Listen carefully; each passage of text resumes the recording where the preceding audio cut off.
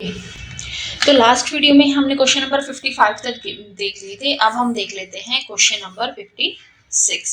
56 क्या कह रहा है, what are the benefit of implemented the integrated watershed development programme. इसके आपको क्या बताने हैं, बेनिफिट बताने हैं। ठीक है जी, बेनिफिट बताने। Okay, all of the above होगा तो पॉसिबिलिटी कम हो जाती है। ठीक है, देखो सबसे पहले क्या कह रहा है, इंटीग्रेटेड वाटरशेड डेवलपमेंट प्रोग्राम के क्या बताने हैं आपको, बेनिफिट बताने हैं। ठीक है, तो ये क्या कह रहा है, सेकंड ऑप्शन देखो, linking the countries perennial river with seasonal river से मिलाना। क्या ये इस प्रोग्राम के वाटरशेड डेवलपमेंट का मतलब, यहाँ से देख लो क्या है, अगर नहीं पढ़ा है या ऐसे क्वेश्चंस को कैसे करते हैं अटेम्प्ट नहीं छोड़ के आने चाहिए। वाटरशेड का मतलब क्या है, अगर मैं आपके लिए इसको हिंदी में देखूं, एक सेकेंड। जल संभर विकास कार्यक्रम, एकीकृत जल संभर विकास कार्यक्रम, वाटरशेड। तो कहाँ पे वाटरशेड, यानी जहाँ पे बारिश की कमी होती है या पानी की कमी होती है, तो वैसे इलाकों में जहाँ पानी इकट्ठा करते हो उसकी बात कर रखी है यहाँ पे। तो यहाँ पे रिवर की लिंकेज वाली कोई बात ही नहीं है। ऑप्शन नंबर 2 एलिमिनेट हुआ, ऑप्शन नंबर 2 एलिमिनेट हुआ, आप सीधा आंसर पे पहुंच गए 1, 3 एंड 4। लेकिन देखो क्या है, prevention of surface run of, तो बिल्कुल बात है, अगर आप पानी इकट्ठा करोगे मिट्टी बाइंड होकर रहेगी तो ऑब्वियस सी बात है सर्फेस रन ऑफ कम होगा। रेन वाटर हार्वेस्टिंग, रिचार्ज होगा ग्राउंड टेबल का, यही तो है इंटीग्रेटेड वाटरशेड। और रीजनरेशन ऑफ नेचुरल वेजिटेशन, अगर पानी अच्छे से अवेलेबल होगा तो वेजिटेशन भी रीजनरेट होगी। That means 1, 3 and 4। अब यहाँ पे देख लो वाटरशेड, आप मतलब जो आगे काम करना है वो है कि किस ईयर में आया था, ये किस पर्टिकुलर ये मिनिस्ट्री के अंतर्गत आता है। ठीक है, क्योंकि यूपीएससी कई बार मैच करने वाले क्वेश्चंस में भी आपसे ये चीजें पूछ लेता है। देख लेते हैं, चलो क्वेश्चन नंबर 58 कह रहा है, which of the following is और are the function of cabinet secretariat के क्या फंक्शन है। ठीक है, तो देखो ये आपका प्रॉपर पॉलिटी का क्वेश्चन ना होगा, आपके गवर्नेंस वाले क्वेश्चंस में आ जाता है। पर देखो क्या है, ऑल ऑफ द अबव होगा तो पॉसिबिलिटी कम हो जाती है, बट फिर भी देख लेते हैं। पहला कहता है एलोकेशन, क्या वर्ड है यहाँ पे, allocation of financial resources to the ministers, cabinet secretariat. ठीक है जी, यहाँ पे कह रहा है secretarial assistance to the cabinet committees और preparation the agenda for cabinet meeting. अब देखो ये दोनों क्या है, आपकी कॉम्प्लीमेंट्री स्टेटमेंट है। एक में एजेंडा प्रिपेयर करता है और दूसरे में असिस्टेंस प्रोवाइड करता है। दैट मीन्स ये दोनों तो साथ आएंगे। लेकिन तीसरा कह रहा है कि वो फाइनेंशियल रिसोर्सेज को एलोकेट करता है, लेकिन फाइनेंशियल रिसोर्सेज को एलोकेट करने का काम कैबिनेट सेक्रेटेरिएट का थोड़ी होता है। तो that means option 1 and 2 is your correct answer, और ऑप्शन 3 यहाँ पे नहीं होता। ये ऑप्शंस को पढ़ के जब आप चीजों को पीवाईक्यूज जितने करोगे आपको समझ में आता रहेगा कौन सी कॉम्प्लीमेंट्री स्टेटमेंट है, कौन सी कॉन्ट्राडिक्टरी स्टेटमेंट है। तो कॉम्प्लीमेंट्री स्टेटमेंट्स तो जो होती है हमेशा आपके साथ ही आती है। ठीक है, next one is your question number 60, which of the following are the discretionary power given to the governor of a state। governor of a state को क्या है, discretionary power है। यहाँ पे अगर मैं आपको बता दूं तो जो गवर्नर की डिस्क्रिशनरी पावर है वो ज्यादा होती है आपके प्रेसिडेंट से। तो अब आपका काम बनता है कि यहाँ पे प्रेसिडेंट और जो गवर्नर की जितनी भी पावर्स है उनके बीच में डिफरेंशिएट कर लो कि कौन कौन सी पावर है कौन सी नहीं है। यहाँ पे जहाँ पे गवर्नर की पावर ज्यादा है वो चीज भी देख लो। जैसे अगर आप बात करोगे, आप ये पढ़ोगे ना शेड्यूल नंबर 5 और 6, तो यहाँ पे भी आप देखोगे कि कई जगह पे आपकी गवर्नर की पावर है, कई जगह पे आपके प्रेसिडेंट मेंशन है। तो कहाँ पे डिफरेंशिएट होती हैं चीजें, वो सारी चीजें यहाँ पे आपको देख लेनी चाहिए। ठीक है जी, अब देख लेते हैं गवर्नर की पावर, डिस्क्रिशनरी पावर। ठीक है, कौन सी है, sending a report to the president of India for imposing the presidential rule. Presidential rule क्या कहता है, सबसे पहले पता होना चाहिए प्रेसिडेंशियल रूल क्या कहता है आपका, कौन सा आर्टिकल, आर्टिकल नंबर 356 एनालाइज करते हुए। और दूसरा आपको ध्यान देना है कि प्रेसिडेंशियल रूल ना, हम प्रेसिडेंट रूल हो गया, प्रेसिडेंशियल रूल हो गया, ये हम नॉर्मली बोल देते हैं जब हम पॉलिटी को समझते हैं। लेकिन अगर आप एक्चुअली बेयर एक्ट उठाते हो यानी कि कॉन्स्टिट्यूशन उठाते हो तो कॉन्स्टिट्यूशन में प्रेसिडेंट रूल नहीं लिखा हुआ है। वहां पे वर्ड क्या है कि failure of constitutional machinery in the state. तो ये भी आपको पता होना चाहिए। जैसे कि अगर आप बात करोगे, अगर आप सिंपल बोलते हैं proclamation of emergency, that is related to article number 352, क्योंकि कॉन्स्टिट्यूशन में प्रोक्लेमेशन ऑफ इमरजेंसी से सिर्फ एक मात्र आर्टिकल दिया हुआ है, वो है आर्टिकल नंबर 352। और इमरजेंसी वाला जो वर्ड आता है वो भी आपका इसमें क्या कहते हैं, यहाँ पे 356 में वो वर्ड भी नहीं आता है आपका, ठीक है। तो ये चीजें ध्यान देने वाली हैं, नोट करने वाली बात होती है। तो यहाँ पे कह रहा है प्रेसिडेंट, तो 356 क्या कहता है, यही कहता है कि अगर प्रेसिडेंट को गवर्नर आपका रिपोर्ट भेजता है या प्रेसिडेंट को अन्यथा लग जाता है कि किसी भी स्टेट में अब कॉन्स्टिट्यूशन के हिसाब से काम नहीं हो सकता, तो वहां पे प्रेसिडेंट रूल लगाते हैं। That means it is a discretionary power of the governor, यानी फर्स्ट तो ठीक है, ये आंसर आपका वैसे खत्म हो गया, और ऑल ऑफ द अबव तो होगा ही नहीं। दूसरा होता है अपॉइंटिंग द मिनिस्टर्स, ठीक है जी, ये डिस्क्रिशनरी पावर होती है अपॉइंटमेंट करने की, नहीं जो आपके सीएम होते हैं जो बताते हैं कि इसको अपॉइंट कर दो मिनिस्टर को, उसी मिनिस्टर को अपॉइंट कर दिया जाता है। दैट मीन्स आपका option number 2 is correct, sorry incorrect, तो ये आपका आंसर वैसे ही खत्म हो गया। अब आगे आपका आंसर, आंसर नंबर 1 एंड 3 देख लेते हैं। 3 क्या कहता है, reserving certain bill pass by the state legislature for consideration of the president of India. तो कुछ बिल्स को जो पास करता है, ऑब्वियस सी बात है यहाँ पे पता होना चाहिए आपका आर्टिकल नंबर कौन सा आता है। जैसे आर्टिकल नंबर आपके 200 आते हैं और 201, ये दोनों रिलेट होते हैं आपके प्रेसिडेंट और गवर्नर से। दूसरा क्या है कि अगर आप देखोगे ना, प्रेसिडेंट की पावर भी related to the states bill और सेंटर बिल, दोनों में अलग है। सेंटर में क्या होता है, सेंटर में तो प्रेसिडेंट एक बार रिकंसिडरेशन के लिए भेज सकता है, और वो भी क्या था कि आपको 44th कॉन्स्टिट्यूशन अमेंडमेंट से ऐड किया था। ओरिजिनल कॉन्स्टिट्यूशन में तो वो भी नहीं था, क्योंकि इंदिरा गांधी की सरकार ने क्या बोल दिया था 42nd कॉन्स्टिट्यूशन अमेंडमेंट से कि शैल गिव हिज एसेंट, उसे देनी ही पड़ेगी। ये चीज आपके प्रेसिडेंट को बोल दी गई थी, लेकिन 44th कॉन्स्टिट्यूशन अमेंडमेंट से ये चीज बोली गई कि नहीं, एसेंट देने की जरूरत नहीं है, एक बार रिकंसिडरेशन के लिए भेजो, और उसके बाद अगर रिकंसिडर होकर वही बिल सेम आ जाता है तब प्रेसिडेंट को अपनी एसेंट देनी होगी। लेकिन अगर बात करें कि स्टेट्स बिल के मामले में प्रेसिडेंट की पावर यहाँ तक है कि जब रिकंसिडरेशन के लिए कोई बिल आता है तो तब भी प्रेसिडेंट चाहे तो उस बिल को एक्सेप्ट कर सकता है, और चाहे उस बिल पे पॉकेट वीटो लगा सकता है, रिजेक्ट कर सकता है, अपने पास रख सकता है, ठीक है।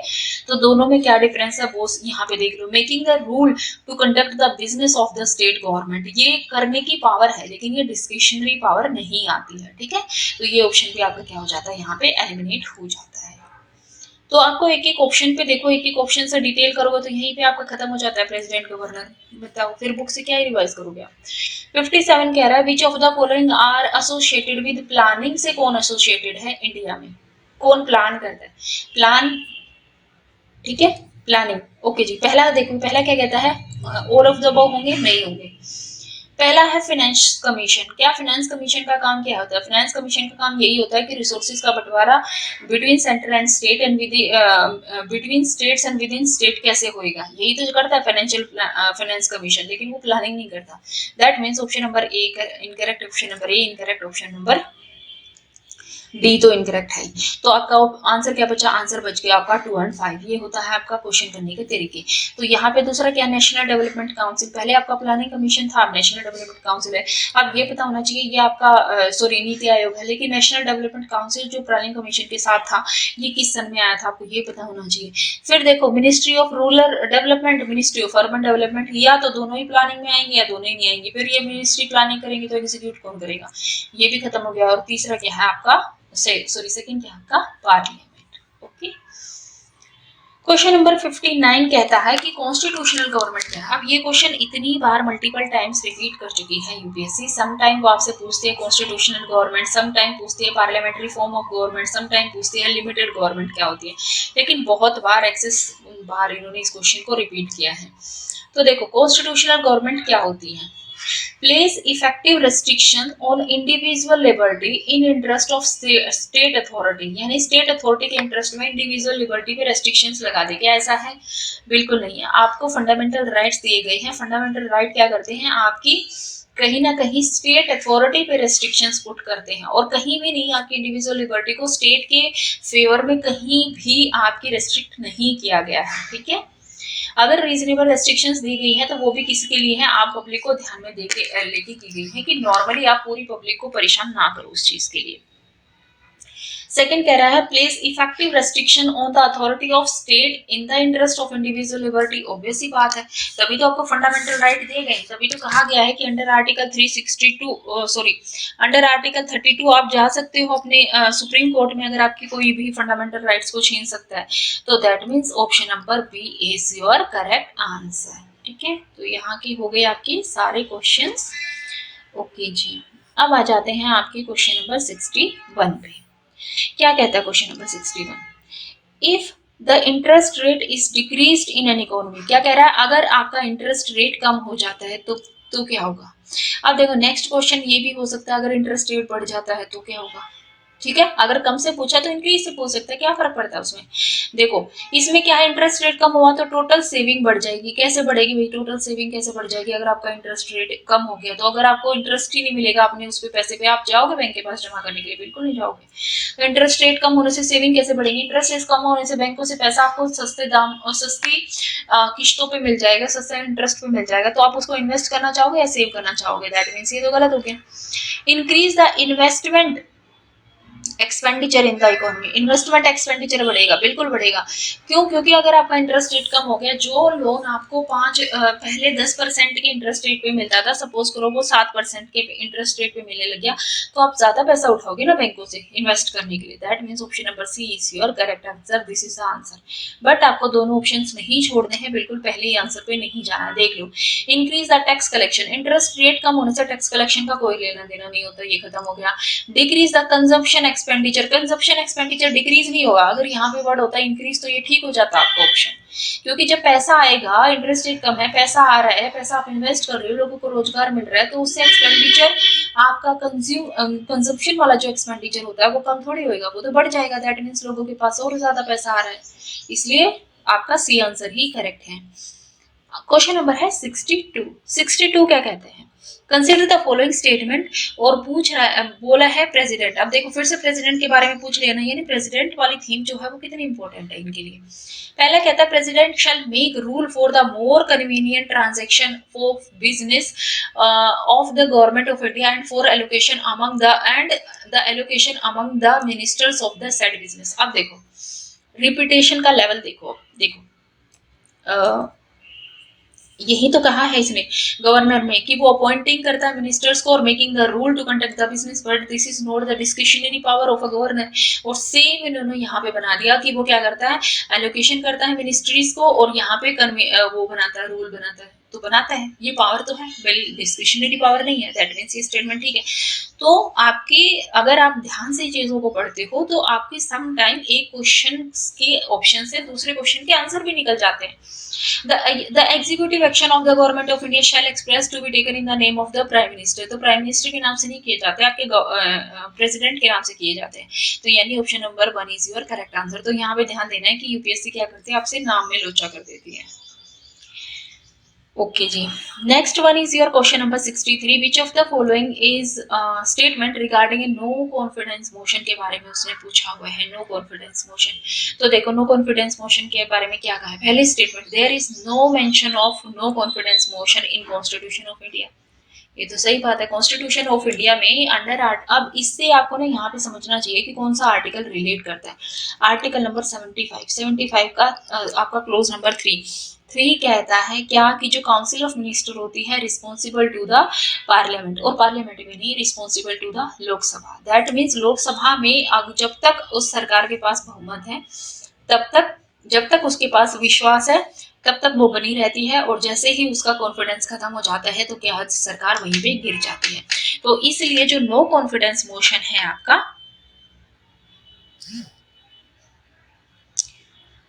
तो इसलिए जो नो कॉन्फिडेंस मोशन है वो आपके कॉन्स्टिट्यूशन में मेंशन नहीं है। कॉन्स्टिट्यूशन में सिर्फ इतना बोला गया है कि काउंसिल की ministers are responsible to the president and council of ministers responsible to the Lok Sabha. तो ये दोनों चीजें अलग हैं। मिनिस्टर्स क्यों है, क्योंकि जो आपके प्रेसिडेंट है वही एक्चुअली में क्या करते हैं, उनको अपॉइंट करते हैं, ठीक है, कि वो प्रसाद पर्यंत पद धारण करते हैं, अगर हिंदी में इसको बोला जाए तो।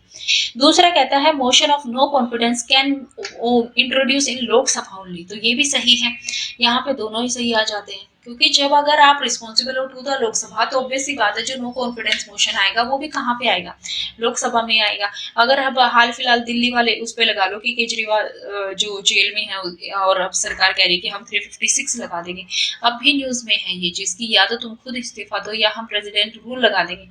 अब भी ये चीज न्यूज में है। तो इसका मतलब क्या है कि ऐसे जो टॉपिक्स होते हैं, ऐसे न्यूज हैं, इनसे सिर्फ यही पता चलता है कि कौन से टॉपिक्स न्यूज में है। उन टॉपिक्स को जाओ, उनका बैकग्राउंड प्रिपेयर कर लो, ठीक है। और ये पॉलिटी की खास बात है कि ऑल ऑफ द अबव अगर दो ऑप्शंस वाली स्टेटमेंट है तो नीदर वन नीदर टू भी पॉलिटी में हो सकता है, सबसे ज्यादा होता है, और बोथ वन एंड टू भी पॉलिटी में सबसे ज्यादा होता है। लेकिन जहां पे मल्टीपल स्टेटमेंट नहीं दी हुई वहां पे ऐसा होता है। ओके, आ जाते हैं क्वेश्चन नंबर 64 पे। आपसे नीम ट्री के बारे में क्वेश्चन पूछ रहा है, ठीक है। Neem oil can be used as a pesticide, can be use किया जा सकता है एज ए पेस्टिसाइड, तो बिल्कुल ही इसे हम घरों में इस्तेमाल करते हैं, जहां भी छोटे मोटे कीड़े मकोड़े आते हैं हम इसको इस्तेमाल करते हैं। आगे बढ़ने की जरूरत नहीं, ये रहा इंसेक्ट्स और माइट्स के लिए, तो ये तो सही बात है, ऑब्वियसली बात है, पहली स्टेटमेंट करेक्ट हो जाती है। Neem seeds are used in manufacturing of biofuel में और हॉस्पिटल डिटर्जेंट बनाने में आपके नीम ऑयल का इस्तेमाल होता है। जब मैंने पहली बार ये क्वेश्चन अटेम्प्ट करने की कोशिश की थी तो मैंने इसको ठीक लगाया था, बट एक्चुअली यूपीएससी की जो आंसर की है उसके हिसाब से ये गलत है, ठीक है, ये गलत है। अगर यहाँ पे कैन होता तो शायद में भी ठीक हो जाता। Neem oil has applications in pharmaceutical industry, pharmaceutical industry में एप्लीकेशन है, तो हाँ भाई एंटीसेप्टिक के रूप में इस्तेमाल होता है। तो that means 1 and 3 is your correct answer. लेकिन वहां पे 1, 2 and 3 मैंने इसका आंसर लगाया था, जो कि हमारा यूपीएससी की आंसर की के हिसाब से गलत था।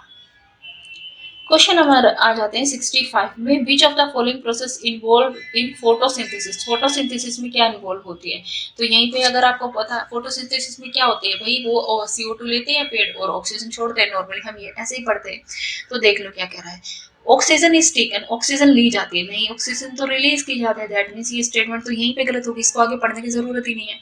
Food is oxidise to release CO2 and water, release करता है, नहीं बिल्कुल नहीं रिलीज करता, बट वो क्या करता है, ये तो गलत हो गया आपका, ठीक है, क्योंकि C6H12 O6 में कन्वर्ट कर देते हैं, वो उसमें O2 आ जाती है। देखो फिर क्या कह रहा है, free energy is converted into potential energy and stored, ये तो सही है, एकदम सही है। फ्री एनर्जी का मतलब यहाँ पे क्या है कि सन से तुम डायरेक्ट सनलाइट ले रहे हो, दैट मीन्स यहाँ पे ये सही है। Potential energy is release to form free energy, नहीं फ्री एनर्जी के उसमें नहीं, CO2 थोड़ी है ना हम रिलीज करते हैं, दैट मीन्स यहाँ पे ये दोनों उल्टे हैं। और इससे एक चीज फिर से साबित होती है क्या, कि जब दो तरीके के सेम ऑप्शंस दिए होते हैं तो जो आंसर्स होते हैं वो मोस्टली उन्हीं ऑप्शंस में से एक दिए होते हैं, ठीक है।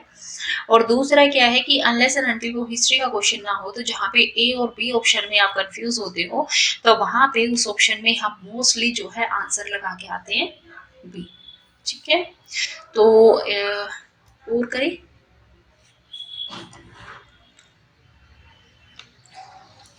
इतना ही कर लेते हैं, फिर लंबी वीडियो हो जाती है। ओके, तो फिर क्या कहते हैं, मिलते हैं नेक्स्ट वीडियो में। अगर आपको ये वीडियो पसंद आई है तो हमारे चैनल को लाइक शेयर और सब्सक्राइब करें। Thank you so much.